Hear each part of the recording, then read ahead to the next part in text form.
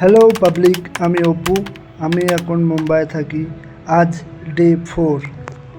আজ শরীরটা অত ভালো ছিল না, দেখেই হয়তো বোঝা যাচ্ছে। তবুও ডিউটি তো যেতেই হবে।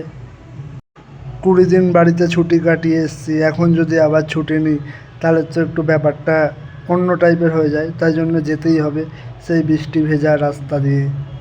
আর আজ আমার স্যার ফোন করেছিল, বলছিল তাড়াতাড়ি আসো না গাড়িতে জায়গা পাবে না। আর আমি বলছিলাম না যে আমি একটা মন্দিরে যাই, এই যে আমাদের রুমের সামনেই মন্দিরটা। তারপরে ওখান থেকে বেরিয়ে আজকে একটু লস্যি খেতে মন করছিল সকাল সকাল, তা চলে গেলাম লস্যির দোকানে একটা লস্যি নিয়ে তাড়াতাড়ি করে।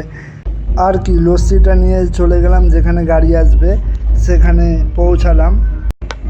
আজকে গাড়িতে দেখো আমার পিছনে যে আছে উনি আমার স্যার, উনি আমার সিনিয়র।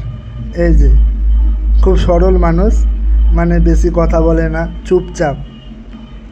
আর উনি ভিডিও তোলা পছন্দ করে না, তাও লুকিয়ে লুকিয়ে ভিডিও তুলেছি। তারপর আর কি পৌঁছালাম অফিসে। আজকে ছিল বুধবার, আজকে খিচুড়ি। তা খিচুড়ি খেয়ে চলে গেলাম সাইডে। আর যেতে না যেতেই শুরু হয়ে গেল বৃষ্টি সাইটে পৌঁছানোর পরে। তার কি, আর আজ হলো বুধবার, আজকে দুপুরবেলা হবে বিরিয়ানি।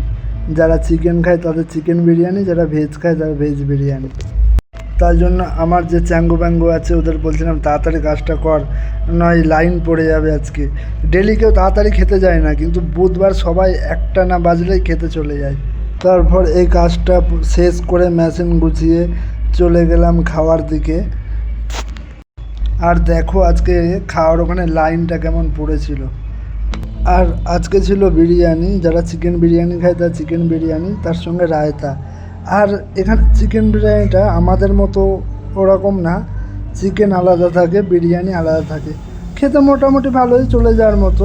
আর দেখো খাওয়ার পর চলে গেছিলাম সাইডে, আমার চ্যাঙ্গোরা কি বলছে শোনো। मौसम चल रहा है मुंबई में। हाँ, हम लोग काम भी कर रहे थे, भी कर रहे हैं। बांग्ला में बोलो। बांग्ला में नहीं आता हमको बोलना। तुम भी कुछ बोलो, क्या बोलूँ यार, बांग्ला में बोलो कुछ जो सीखा है इतना दिन से। कुछ नहीं। अरे इधर देख के बात करो यार। हेलो हाँ, ভালোবাসো। हाँ। তারপরে ওদের বলছিলাম আজ পর্যন্ত পৃথিবীর যত মানুষই সফল হয়েছে তারা প্রত্যেকেই সময়ের মূল্য দেওয়ার ব্যাপারটা এগিয়েছিলেন। যদি সময়ের মূল্য দাও তাহলে তোমায় কেউ আটকাতে পারবে না। এখনকার বেশিরভাগ মানুষই অলস, সময় নষ্ট করে। অলসতা ভেঙে কাজে নেমে পড়ো বন্ধু, তাহলে সময়ও নষ্ট হবে না, কিছু জ্ঞানও বাড়বে। যেমন লেখাপড়া করার জন্য শৈশবকাল, কর্ম করার জন্য যৌবনকাল, আর আরাম করার জন্য বৃদ্ধাকাল। আর তুমি এক সময়ের কাজ আর এক সময় কখনোই করতে পারবে না, তাই আমাদের সময় মতো কাজ করতে হবে। চলো আমি এবার যাই, আস্তে আস্তে রেডি হয়ে রুমের দিকে বেরোনোর জন্য প্রস্তুত হই। আর দেখো বাংলা শিখিয়েছি কি বলছে। আমরা এখন রুমে যাচ্ছি।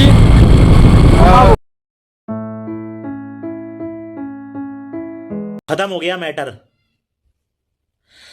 चैप्टर क्लोज हो गया।